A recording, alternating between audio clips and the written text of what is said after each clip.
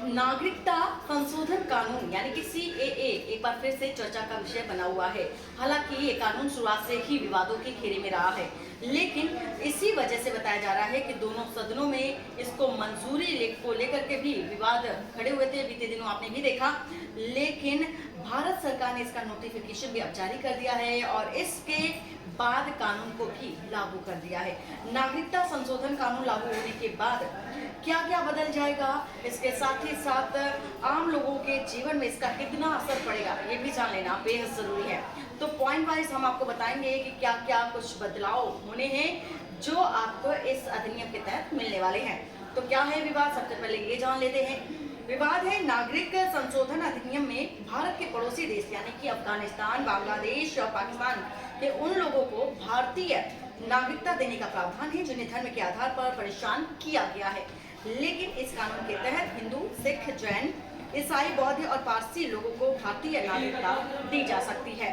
इस कानून में मुसलमानों का जिक्र नहीं होने से विवाद और भी ज्यादा बढ़ गया था और इसी वजह से सरकार पर धार्मिक भेदभाव करने का भी लगातार आरोप भी लगता रहा है।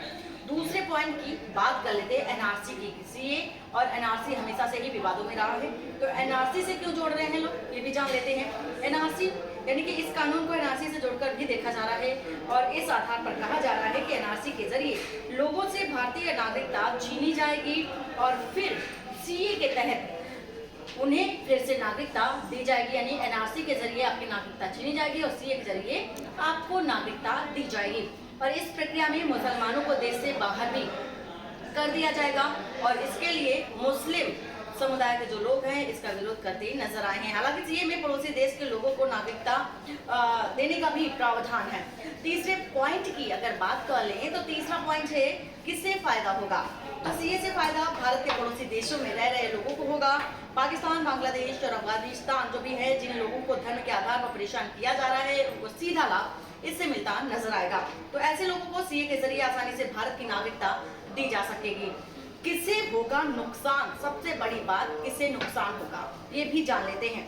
इस कानून से किसी को सीधा नुकसान नहीं होगा, जैसा कि लोगों का मिथ है, भ्रम है, ऐसा माना जा रहा था और विरोध भी देखा जा रहा था। हालांकि पड़ोसी देशों से लोग आने पर भारत की आबादी बढ़ेगी और मौजूदा समय में भारत दुनिया का सबसे ज्यादा जनसंख्या वाला देश बन जाएगा। पड़ोसी देशों से लोगों के आने पर देश के संसाधनों पर भी दबाव बढ़ेगा। साथ ही साथ ये भी देखा जाएगा कि इसका असर जनता पर भी पड़ता नजर आएगा।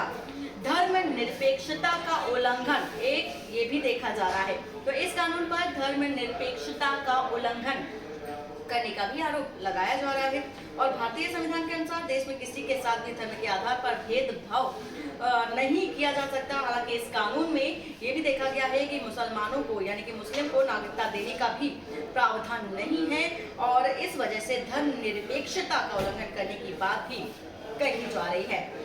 एनआरसी से जुड़ी है चिंता का विषय भी बन जाता है। पॉइंट की ये बात है कि एनआरसी से जोड़ करके लोगों की जो चिंता है वो भी बढ़ती जा रही है। सीए को एनआरसी से जोड़ा जाता रहा है, हमेशा से जोड़ा जाता रहा है, आपने भी देखा और आलोचकों का भी ये मानना था कि सीए लागू करने के बाद सरकार एनआरसी लागू कर सकती है और इसके बाद ऐसी स्थिति बनेगी जिसमें भारत की नागरिकता धर्म के आधार पर तय कर दी जाएगी।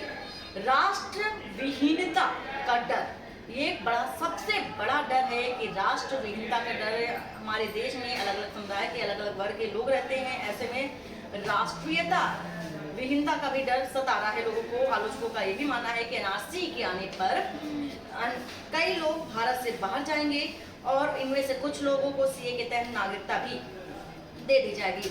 लेकिन जिन लोगों को नागरिकता नहीं मिलेगी, जिनके पास ये भी सबूत नहीं होगा कि वे पहले किस देश में रहते थे या कहाँ रहते थे, उनके पास रहने के लिए कोई देश नहीं है।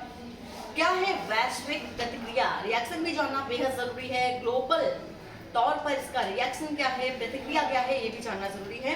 तो इस कानून को लेकर के अंतर्राष्ट्रीय निकायों और मानवाधिकारों के संगठनों ने भी भारत सरकार की आलोचना की। इसके साथ ही साथ ये भी देखा गया कि मानवाधिकार उल्लंघन को लेकर के, धार्मिक भेदभाव को लेकर के भी आलोचना काफी तौर पर देखी गई और ध्रुवीकरण की भी चिंता सता रही है। पॉइंट सबसे बड़ी बात है कि इसका जो कह सकते हैं पोलराइजेशन वो भी देखने को मिला और इस कानून के जरिए वोटों का ध्रुवीकरण एक बड़ी चिंता का विषय भी है। आशंका भी जताई जा रही है कि ऐसे जनसंख्या बढ़ेगी तो वोट की संख्या भी बढ़ती नजर आएगी।